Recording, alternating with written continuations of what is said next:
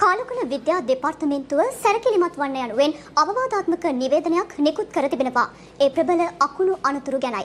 සබරගමුව සහ දකුණු පළාත්වලටත් එසේම කොළඹ සහ කළුතර දිස්ත්‍රික්කවලටත් මෙම නිවේදනය බලාත්මක බවයි කාලකුණ විද්‍යා දෙපාර්තමේන්තුව පවසන්නේ.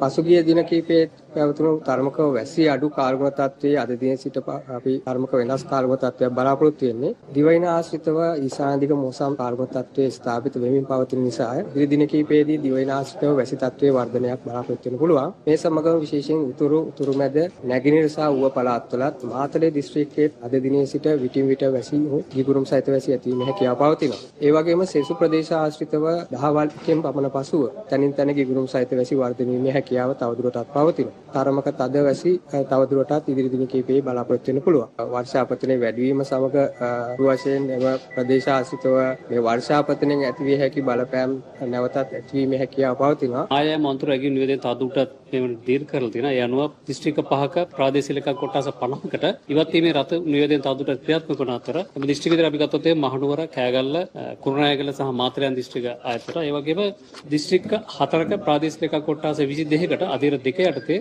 අවධානයේ සිටින නිවේදනය තවදුරටත් ක්‍රියාත්මකයි. අපේ ජලාශවල ජල මට්ටම් ක්‍රමයෙන් අඩු වෙලා සාමාන්‍ය තත්ත්වයට පත් වෙලා තියෙනවා. අනුතුරුදායක හෝ අවදානම් මට්ටමට කිසිම ගාවක ජල මට්ටම් ඉහළ ගිහිලා නැහැ. ජලාශ පද්ධතිය ගත්තොත් ජලාශ 30කට ආසන්න ප්‍රමාණයක මේ වෙන විට වාන් දැමීම සිද්ධ වෙනවා.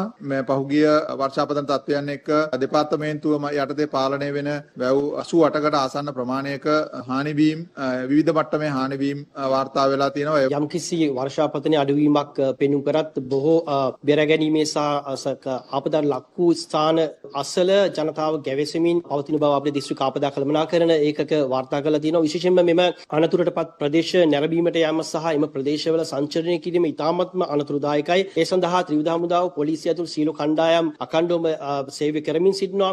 ඉතින් ඒ නිලධාරීන්ගේ කාර්යාවලට බාධාවක් වෙනවා මෙම තත්ත්වය නිරීක්ෂණය කිරීමට, නැරඹීමට හෝ එම ප්‍රදේශවල සංචරණය කිරීමට යාම මෙන්න වළකින්න කියලා අපි සියලුම ජනතාවගෙන් ඉල්ලා සිටිනවා.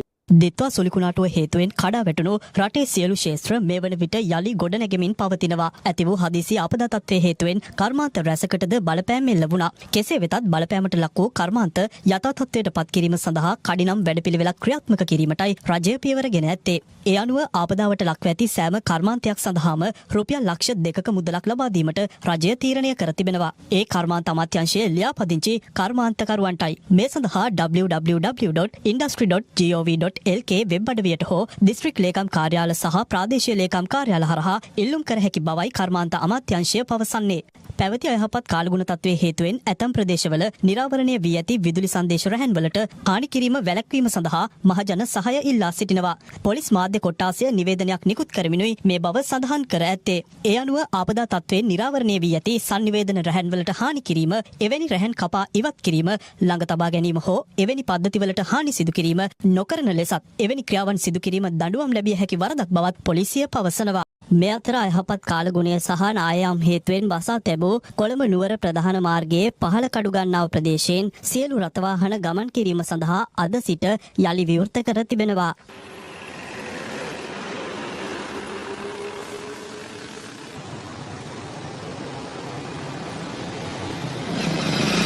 නුවරඑළිය දිස්ත්‍රික්කයේ මාර්ග තව 8ක් අපිට ඉතුරු වෙලා තියෙනවා. පාරවල් වලින් මැද පැලිලා තියෙනවා නේද?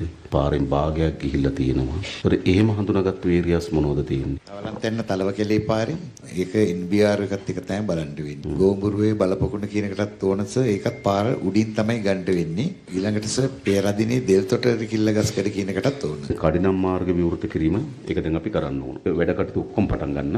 අපි අවශ්‍ය ප්‍රතිපාදන ලබා දෙන්න. පළාත් පාලන සමහර ප්‍රදේශවලට තාම ප්‍රවේශ හදාගන්න බැරි වෙලා තියෙනවා. කොහොමද ඔයගොල්ලෝ බැලුවද? ප්‍රාදේශ සභාවල තත්ත්වය කොහොමද? තව ටිකක් තියෙනවා ජනාධිපතිතුමනේ. ඒකෙම අතුරු මාර සෑන්ට ගලවගෙන හේදිලා ගිහිලා තිනවා. නුවරඑළියේ පාරවල් කීපයක් තියෙනවා. රජයේ කිසිදු ආයතනයකට අයිති නැති. ඒවා කම්පැනිස් වලට අයිති ඒවා. මේක අද ඩිසිෂන් එකක් ගන්න මේ වතුවල පාරවලට මොනවද කරන්න ඕනේ කියලා. තමුන්වන්සලා ඡන්දෙත් දිනවා. හැබැයි මේ පාර ප්‍රතිසංස්කරණය කරන්න ඒ ප්‍රාදේශ සභාවලට අයිතියක් නැහැ. ප්‍රධාන නගරයත් එක්ක සබඳතාවයක් තියෙනවා නම් මේ පාරවල්. ඒවා අපි ආණ්ඩුවට පවර ගන්න ඕන. නැත්නම් හැමදාම නුවරඑළියේ එන ප්‍රශ්නේ තමයි මේ පාරට අයිතිකාරයෙක් නැහැ. වත්තෙන් හදනවද කියලා බලන් ඉන්නවා. ප්‍රාදේශ සභාවෙන් හදනවද කියලා බලන් ඉන්නවා. ඔය කඳු උඩට යනකොට පාරවල් නැහැ. ඇත්තටම පාරවල් නැහැ. අර පරණ එලපු අර අඟල් 9 ගල් දාපු වලවල් ගොඩක් තියෙනවනේ. බයිසිකලයකටත් යන්න බෑ වගේ. වාරි මාර්ග අපිට ඉස්සෙල්ලම කොත්මලේ ජලාශය ගැන පැහැදිලි කිරීමක් කරනවා. 27 වෙනිදා ඉතිහාසයේ වැඩිම ජල ප්‍රමාණය දා තමයි යාවේ. ගේට්ටුව ඇරියා. ඒක අරින්න කලින් අපි අර සාමාන්‍ය සම්ප්‍රදායක් තියෙනවා මේ නලාව හඬවල තමයි අපි ඒක මේවා කරන්නේ. ඒ විදිහට තමයි ක්‍රියාත්මක කරේ. දොරටු විවෘත කරන්න කොච්චර වගේ කාපාරතරයක් තියෙනවද? විනාඩි 10කට කලින් නලාව හඬවනවා. ඊට පස්සේ දොරටු විවෘත කරනකොට ආයතරයක් නලාව හඬවනවා. විනාඩි 10යි තියෙන්නේ. ඔව් 10යි. දැන් සමහර තැන්වලින් මතයක් කියනවා ඕගොල්ලෝ ශනිකව විවෘත කරා වගේ අදහසක් ඉදිරිපත් කරන එකක් වෙන මම දැක්කා මීඩියාවල. නෑ ශනිකව නෙමෙයි. අපිට ආපුවේ ජලධාරිතාව දරා ගන්න බැරි වෙනවා. අපි ස්ටෙප් බයි ස්ටෙප් තමයි මේවා කරන්නේ. අපි අන්තිම වෙනකන් අල්ලගෙන හිටියනම් සර් ඊට වඩා ලොකු ප්‍රමාණයකින් ගේට්ටුව අරින්න වෙනවා. එතකොට ලොකු ඊට වඩා විශාල ජල ප්‍රමාණයක් එළියට දාන්න වෙනවා. පැය 24ම සර් අධීක්ෂණය කරගෙන තමයි මේවා කරන්නේ. කුඹුරු ටික වගා කිරීමට සමත් වෙන පරිදි ප්‍රතිසංස්කරණ ටික කරලා දෙන්න පුළුවන්ද? පුළුවන් මට්ටමක තියෙනවා. පුළුවන් මට්ටම නෙවෙයි. පුළුවන්ද? මේ මෙහෙමයි ජනතුමනි ඇල එක තැනකින් කඩාගෙන ගිහින් තියෙනවා සම්පූර්ණයෙන් නාය ගිහිල්ලා. ජල සැපීම සැපය ගන්න අමාරුකමක් තියෙනවා. ආකර 500ක වගේ ප්‍රමාණයක් තමයි කරගන්න බැරි. අනිත් ප්‍රමාණය කරගන්න පුළුවන්. කොහොම හරි ඒ ටික විසඳගෙන කරගන්නවා අපි 25 වෙනකොට. හරි. නූරෙලිය නගරයේ යට වෙන්න මොකද බලපෑගේ? ඇල මාර්ග සලකුණු කරලා ඇල පුළුල් කරන්න ඕනේ. ඒ දෙපස තියෙන අනවසර ඉදිකිරීම ඉවත් කරන්න ඕනේ. සොරවුව විශාල කරන්න ඕනේ. දැන් වෙවේ අයිති තියෙන්නේ මහා ඔගොල්ලෝ ගාව. අයිති තියෙන ප්‍රාදේශීය ලේකමට වෙවේ. පාරිමාර්ග දෙපාර්තමේන්තුවට පවරනවා නම් හොඳ. නමුත් සභාවයකට විරුද්ධ වුණා. ඒ කියන්නේ සභාවට ওই තාක්ෂණික සහාය නැහැනේ. නෑ නේද? තාක්ෂණ නිලධාරීන් ඉන්නේ වාරිමාර්ග දෙපාර්තමේන්තුවේනේ. අපි මෙහෙම කරමු. ඒ කියන්නේ වාරිමාර්ග දෙපාර්තමේන්තුවට අපි වැව පවරලා ඒකේ ආර්ථික ක්‍රියාකාරකම් තියෙනවනේ. ඒ ආර්ථික ක්‍රියාකාරකම් පිළිබඳව නගර සභාවත් එක්ක ඇග්‍රීමන්ට් එකකට එමු. නේද? ඒ වැව තියාගෙන ඉන්න ඕනේ නෑ. ආදායම් මාර්ග තියාගන්න ක්‍රමයක් හදාගමු.